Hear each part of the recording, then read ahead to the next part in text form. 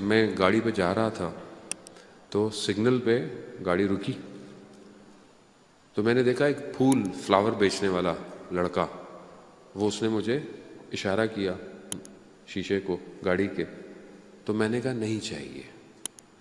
तो उसने कहा नहीं, एक मिनट शीशा नीचे करें, मिरर।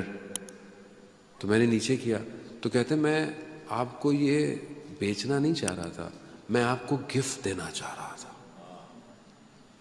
कह रहे इतनी देर में कि मैं उसे कुछ देता, सिग्नल ग्रीन हो गया और गाड़ी निकल गई।